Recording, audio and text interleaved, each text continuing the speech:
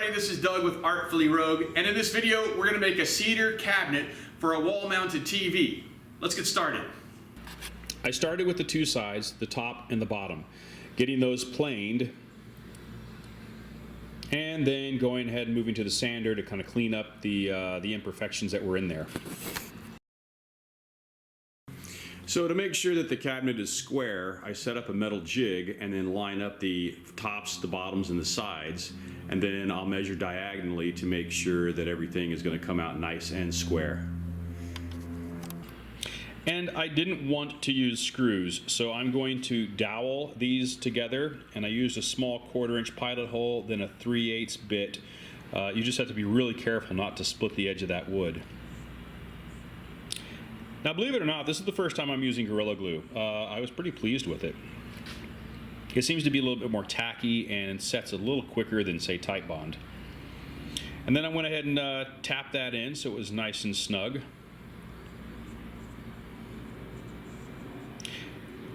Flush that up on the edge, then go back and clean up that corner with some sandpaper.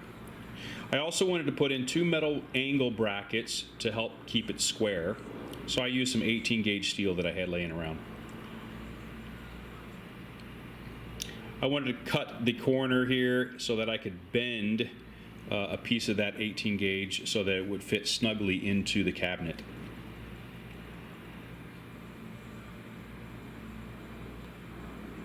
And then I like to use the 2x Rust-Oleum. This is a paint primer combination, and just kind of gave these a quick coat. Now I'm going to start working on the cabinet doors. I'm going to biscuit joint those and let that glue dry up.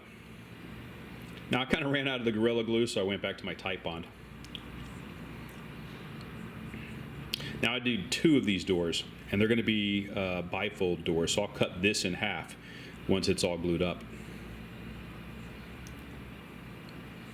So I went ahead and put on a clear coat.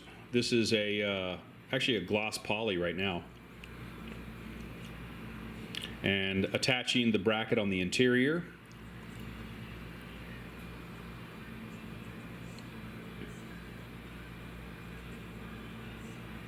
And then getting the hinges for the doors set up.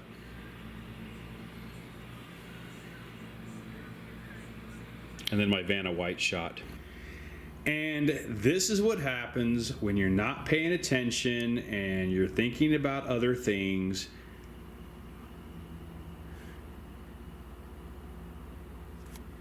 You make little mistakes like this. So now I've got to take the hinges back off, cut the hinges so that the doors actually close properly, and then fill those holes. Luckily, we only need to trim back about 3/4 of an inch heavy, so we're not going to have to fill some holes. Whew, no crisis.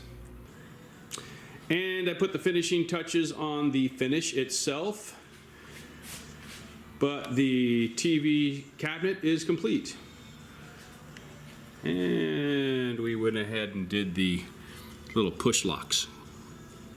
Thanks for taking the time to watch this video. It's greatly appreciated. And if you haven't already subscribed, please do so now. If you'd like to leave a comment, make sure you do that below. I try to get to all my comments. And if you'd like to be notified when the next video comes out, hit that bell icon. We'll see you in the next video.